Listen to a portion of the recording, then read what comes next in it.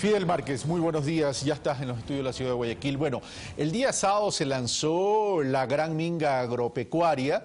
A partir de esto quisiera conversar contigo y quisiera que hagamos un análisis. ¿Qué tanta profundidad tiene esto como una política que sea la que refleje la visión del desarrollo agropecuario, que genere un desarrollo rural y que vaya a lo agroindustrial o a lo agroalimentario? ¿Cuál es tu evaluación al respecto, Fidel Márquez? Buenos días, bienvenido.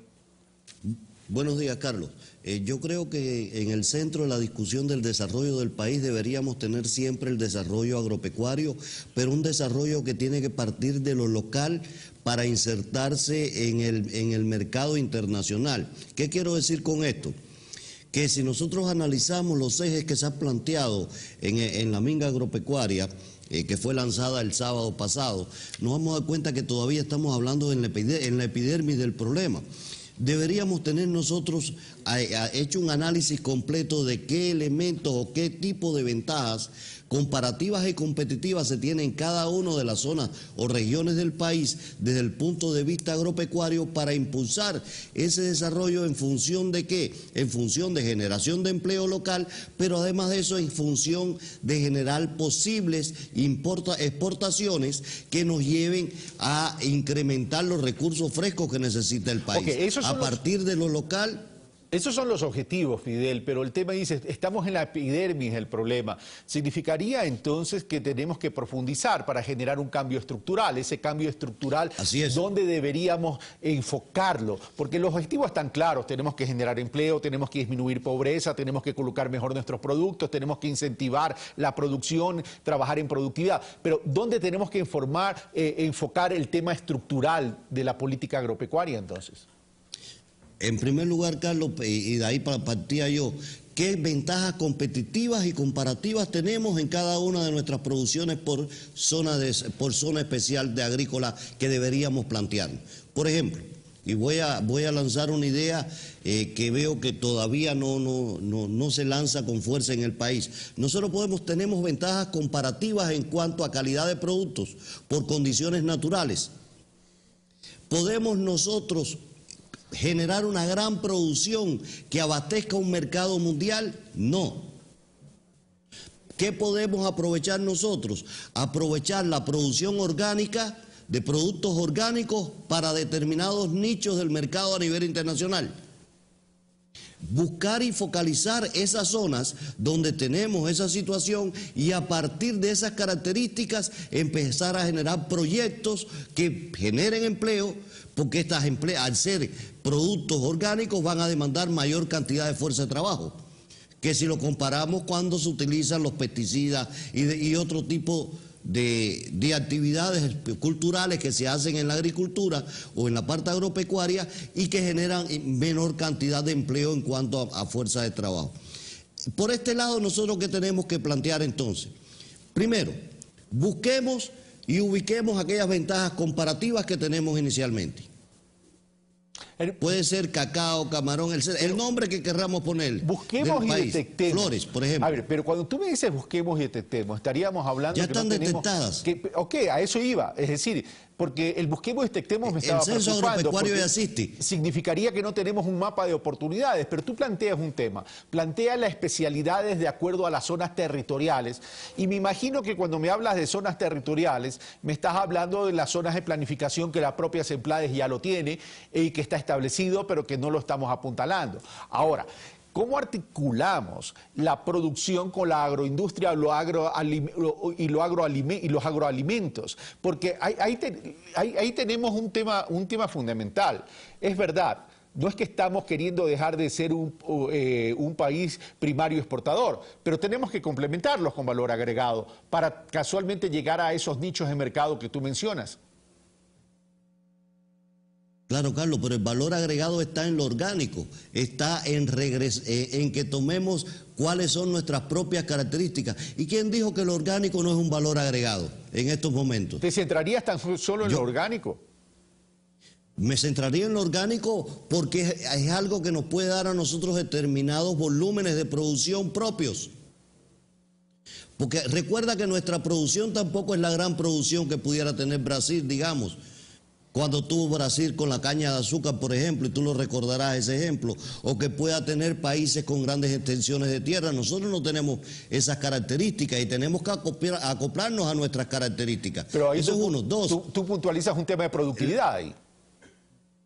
Claro, pero por eso mismo tengo que buscar las ventajas comparativas que se me conviertan en ventajas competitivas propias, de acuerdo a mis características. Ya, vamos al segundo. El segundo elemento, tenemos que seguir apuntalando, digamos, producciones como las flores, que son productos que nosotros podemos utilizar y que tenemos ya ganado un mercado a nivel internacional. Ahí tendríamos que buscar entonces cómo nosotros buscamos ventajas para nuestros productores vayan en igualdad de condiciones en el peor de los casos, juntos con los competidores vecinos que tenemos que tienen mejores condiciones en cuanto a entrar a los mercados internacionales.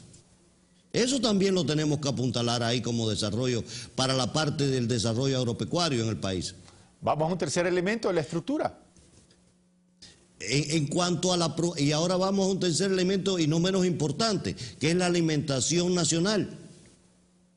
Deberíamos, y aquí tienen que entrar a jugar un proceso los organismos los gobiernos seccionales, es decir, los gobiernos locales también tienen que jugar un papel importante en este concepto del desarrollo agropecuario. ¿Para qué? Para garantizar la alimentación de su población local y por supuesto después el traslado hacia los grandes centros urbanos de todos estos cantones y regiones. Ahí estamos hablando de los gobiernos autónomos provinciales que tienen la competencia en términos también del tema del tema de la producción, pero el problema es que no han sido actores importantes ni han sido actores eficaces. Es que para cambiar esa estructura tiene que ser, porque además esos son los que tienen que encargarse, por otro lado, de crear la asociatividad en cuanto al comercio. Porque ¿cuál es el gran problema que tienen nuestros productores? Que ellos producen y por mucho que produzcan jamás van a tener los excedentes necesarios para seguir creciendo. Ahora, pero vamos a lo siguiente. ¿Quiénes se apropian de esos excedentes? Los intermediarios. Ok, pero vamos a lo siguiente, Fidel Márquez. La estructura de costo es muy alta. ¿Cómo generar esa economía de escala que tiene que ser parte de esta política agropecuaria para bajar esa estructura de costos y que puedan ser mucho más competitivos los pequeños agricultores, sobre todo, que es un gran universo? Aquí podrían haber varias opciones, Carlos. La primera, la Minga, y que la Minga lo plantea, son esto para los pequeños productores, los incentivos que se le pueden dar en cuanto a la adquisición de ciencia, tecnología.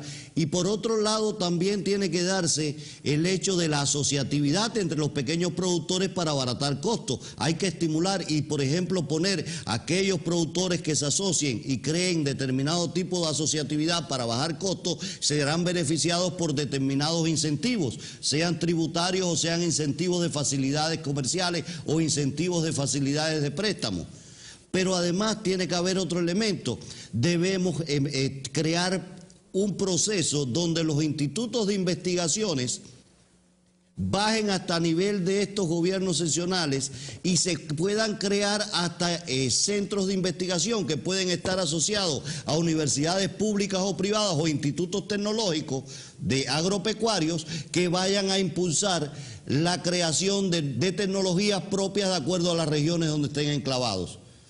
Ese es el proceso que tenemos que llegar y por ahí crear e impulsar los estímulos necesarios para generar este proceso de productividad creciente que se requiere.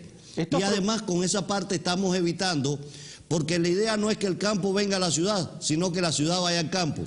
Estos procesos que tú planteas y que generarían un cambio estructural en la visión o en la política agropecuaria, ¿los ves reflejados en lo que pasó el día sábado en estos ejes que se mencionaron? No, todavía lo veo muy en la epidermis, esta situación con grandes señalamientos, así que hay que irlo aterrizando y tienen que convertirse en medidas más concretas. Y está bien el paso que se ha dado, que partió del gobierno central de la Presidencia de la República, eso es adecuado.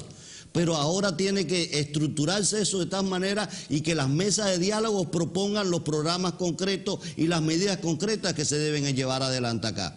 En otras palabras, que tenemos que hacer una verdadera política agropecuaria para el desarrollo. Fidel Márquez, gracias por estar con nosotros. Gracias a ti, Carlos. Nosotros hemos terminado por el día de hoy. Estas fueron las entrevistas. Nosotros continuamos con más información y noticias. Ya viene Sofía Montoya con ustedes.